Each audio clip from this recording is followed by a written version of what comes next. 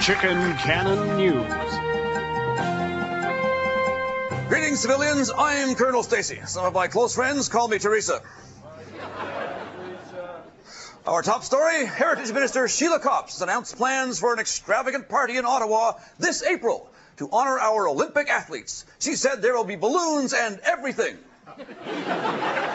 Our entire country is encouraged to get together to celebrate a crowning moment in Canadian achievement. Art Eggleton is not invited. The troubles for Art Eggleton continue. If the lack of communication between the Defence Minister and the Prime Minister widens any further, the two, by law, will be considered legally married. By the way, Mr. Eggleton, if you're watching, we took prisoners in Afghanistan. There was a huge protest in British Columbia over Premier Gordon Campbell's plan to cut 11,000 civil servants' jobs and to increase sales tax, school tuition fees, and Medicare premiums. Residents of the province say in 9 short months, Campbell has done the impossible, made Glenn Clark look good. While visiting Australia, the Queen was informed that the Governor-General there had been involved in an alleged sex scandal. Unperturbed, Her Majesty said, "That explains why instead of shaking my hand, he tried to grab my ass." Alberta Premier Ralph Klein is opposed to the Kyoto Protocol, which limits emission levels of toxic gases. He said, "What do you want me to do, stop breathing?" To which the rest of Canada said, "Go for it, Ralph." The Royal Bank has just reported a first quarter profit of $722 million. Officials say they hope things will pick up next quarter. In Ontario, Conservative Party leadership candidate Jim Flaherty has proposed to make living outdoors in public parks and streets illegal. His proposal, called Jail the Homeless, matches 2 other planks in his platform: elect the heartless and appoint the brainless.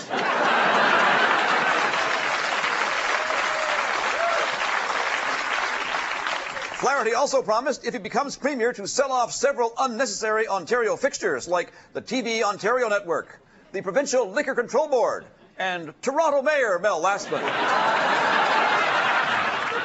A computer hard drive containing vital information on the Hoover Dam has been stolen. The FBI's #1 suspect is known terrorist Osama bin Beaver. Cartooning legend Chuck Jones, creator of such characters as Wile E. Coyote, has passed away. His final words?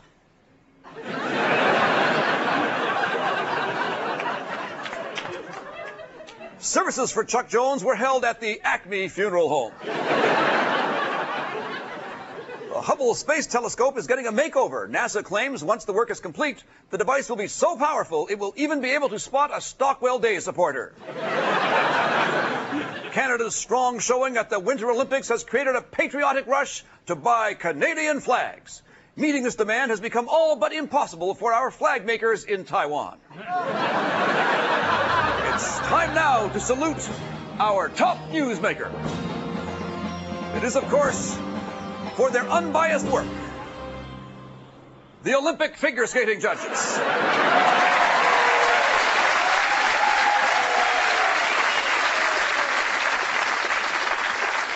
Here to observe and supervise the chicken cannon for this special target are Sergeant Ernie Parolin and Sergeant Lee Matheson from our Canadian Forces.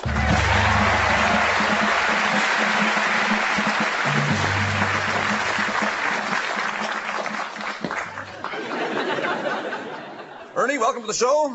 Thank you, sir. What is your hometown? Princeton, British Columbia. Princeton, British Columbia. And your unit? Princess Patricia's Canadian Line Infantry. Welcome to the show, Lee. Thank you. And what's your hometown? London, Ontario. London, Ontario. And your unit is? The Governor-General's Foot Guards in Ottawa. The Governor-General's Foot Guards in Ottawa. So I guess there's just the 2 of you.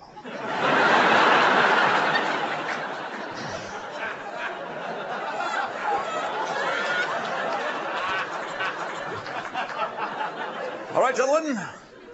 Begin proceedings. Bring on the cannon! Load the ammunition!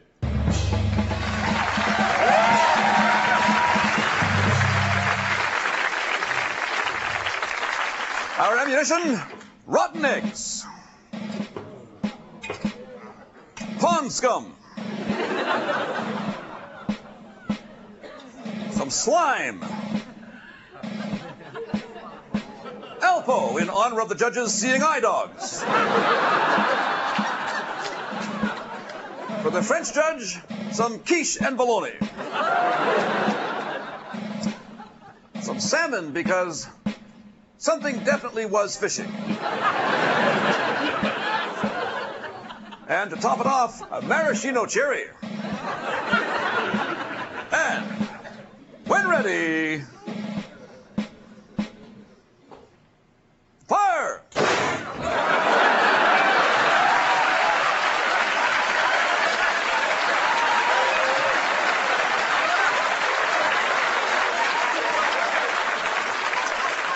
Well, what do you say, judges?